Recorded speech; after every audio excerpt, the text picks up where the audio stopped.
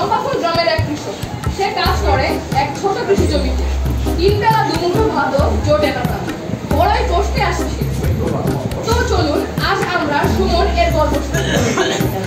সুমন কৃষি জমিতে কাজ করছে। এত গরমে কি কাজ করা সম্ভব? আর পারা যায় না। যাই ওই গাছটা দেখে একটু বসি। সুমন গাছের নিচে বিশ্রাম করছে। এমন সময় তার বউ জয়ন্তী তার কাছে খাবার নিয়ে এলো। হ্যাঁ গো শুনছো, তোমার জন্য দুপুরের খাবার নিয়ে এসেছি আমি। তুমি এসেছো? দাও, খুব খিদে লেগেছে। দাও খেতে দাও। সুমন খেতে শুরু করলো। খেতে খেতে জয়ন্তী সুমনকে প্রশ্ন করলো, আচ্ছা সুমন, এত সৎভাবে দেখে রাত কোথায় বলো তো?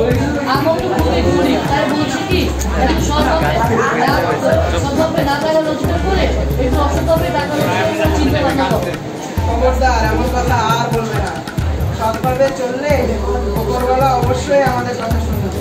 আচ্ছা আচ্ছা ঠিক আছে, তোমার যা মন তুমি তাই করো, আমি এখন কিছু বলবো না। এই বলে সুমনের বউ চলে গেল বাড়ি। সুমন খেয়ে দিয়ে আবার কাজ করতে শুরু করলো। সন্ধ্যায় সুমন বাড়ির উদ্দেশ্যে হাঁটা ধরল।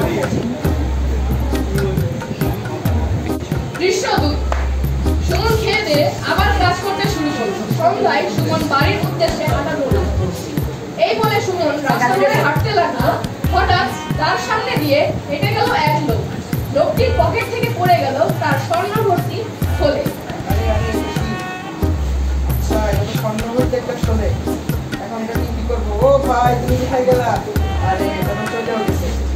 ঠিক আছে, বাড়ি যাই। সকালবেলা যদি সেই লোকটা আবার এই রাস্তা দিয়ে আসে তাহলে তাকে ফুলটা দিয়ে দিই।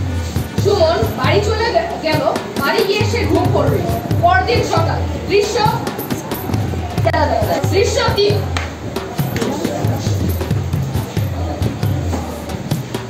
যাই কাজ করতে যাই, সঙ্গে স্বর্ণভর্তি ফুলটাও নিয়ে যাই।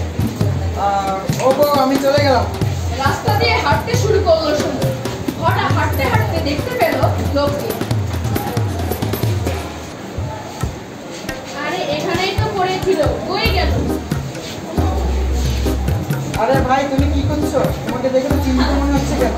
ভাই আমি এক স্বর্ণ ভর্তি থলে ঢুকছি।